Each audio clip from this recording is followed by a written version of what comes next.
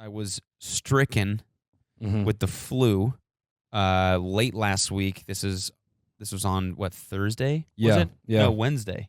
It was Wednesday. No, it might have been Tuesday. Tuesday, you felt like shit. Tuesday, I started feeling it. It was at our Columbus show. And then in Cleveland, Cleveland is when it fucking hit me, and I started getting a fever and feeling shitty. But like I was able to like pull it together for the show, and I felt like kind of fine.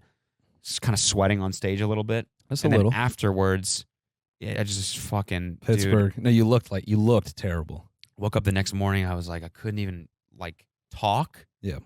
And I just felt dizzy and like so out of it and achy. My body, I mean, you guys know what it feels like to have a fucking fever. It's awful. Yeah. And I just felt like fucking garbage. And then, was it that day that I went to the doctor? Yeah. So yeah, you went to the urgent care in Pittsburgh, and that motherfucker was like, "You are sick as shit." So he like put the thing up my. I was like, he's like, what's wrong? And I was like, I don't know. I think I have the flu. Because when you say that, doctors are just like, yeah, you don't have the flu. Like you'd probably just have a fever. And you're just saying that. And so he's like, okay, we'll do a flu test, whatever, and we'll give your chest an x-ray, blah, blah, blah. So this girl comes in. Flu test, it's like a fucking thing this big. They jam it up your nose into your brain. She touched my brain, full on. She goes, "Oh, that's your brain." And I said, "It's all right. It's already damaged." Was it a Q-tip or what was it? No, it's like a long ass hard thing. It's a long hard thing, dude. Yeah, stiff. It's like a veiny thing that she jams out your nose. No, it's like Yeah, you like that long hard cock. It looks like I don't know how to explain it, but it's a little stick that she throws up, and she holds your head because she's like, your reflex is to move your head back, so I have to hold your head, and then she jams it into your brain, and so keeps hitting your brain, and you're feeling it hit your frontal lobe, right, which is like your language center or something. So I just start saying words, it's like when they hit your knee, it's a reflex. Yeah. So they jam my brain, and I just say fucking penis. Bowling. Yeah. Bocce ball. Your nose gucked that thing, dude. She like held your head down. That was like some porn shit. She starts going, yeah. Pushing my head into it. Your nose is just like foaming. You're like, ah. And she's like, yeah, you're your daddy's little slut. And then as she's hitting the frontal lobe, you can't stop yourself. You're like, yes. January 45. 72. Yeah, just like so much damage. I just start to. And then so she finishes. She takes it out. And she's like, okay, it usually takes about 10 minutes. And I'm not kidding. In like 30 seconds, the doctor came back in with a face mask on. He goes, yeah, you have the flu. He's like, this usually comes back in 10 minutes. Yours came back right away. Said positive. Like resoundingly positive. And he's like, you definitely have the flu. You shouldn't be around anybody. And I was like, well, I'm supposed to meet 100 people in 15 minutes. And he was like, yeah, you shouldn't do that at all unless like you're super fucking contagious. And you will be for the next like 2 days. And so I told Matt, this is like people are lining up to meet us. Yeah. Already. Noel's there, and I'm at the doctor's office. He's like, you can't meet these people. And so basically what happens is we ended up canceling. We had to do a double show that night. Yeah. So we ended up canceling the late one. We canceled the day after in New Jersey. Yep. And then canceled. They're rescheduled. Rescheduled. And then he's like, you got like people are already here, so we just have to do the first Philly show. So I was like, all right. So I came back. I'm like, Pittsburgh. Sorry. Come back. I'm hallucinating. Yeah. Get up on stage.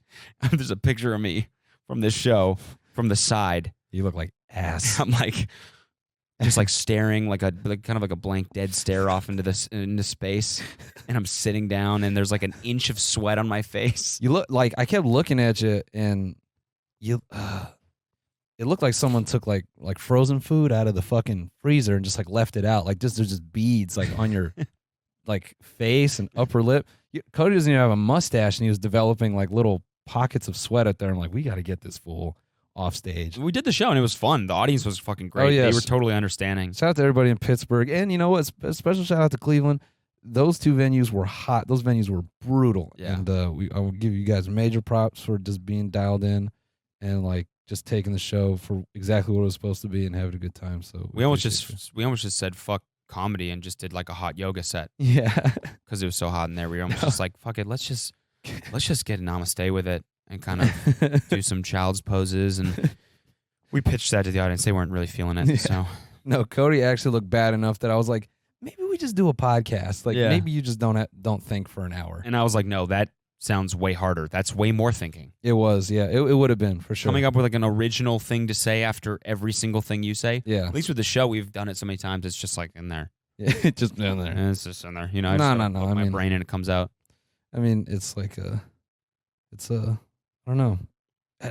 I was talking with Tom, our stage manager, and it's just like, we just kept saying like, it's crazy that we're touring in like the hardest winter like ever. Oh yeah. Like to date. Yeah. And I know our agents did not plan for that. Like they weren't like, well, we should send them to the polar vortex. Like we went through that bitch. It's just, I don't know. It's cool. Yeah. And for our stage manager to say that this is the toughest tour he's ever been on. Yeah. Yeah. So, you know, and then we had to leave Cody in Pittsburgh for 2 days. So then they fucking left. And I just sat in my Holiday Inn Express room in Pittsburgh for 2 days with like the worst flu of my whole fucking life. That was, I think, honestly, probably the worst I've ever felt in my whole life. Yeah. I was sitting in bed. I couldn't move. It was just awful, dude. It was really bad. I watched so much Netflix. Yeah. I mean, you came back with like, dude, I watched they crushed so much media. The Avicii documentary. Yeah, I heard it's really good. It's so good. I had no idea. Alina tried to get me to watch it before tour, but I was like, I don't know. I thought it was going to make me sad, so I said I'll watch it after. I mean, it's definitely sad. It's a sad story, but it's also like, it's just remembering how much of an impact he had on my life. Sure. You know, fucking white college kid. Yeah. In 2010. Yeah. Like, he like defined my life. Flex, not trying to flex. Man, I'm holding half a stack, not trying to flex.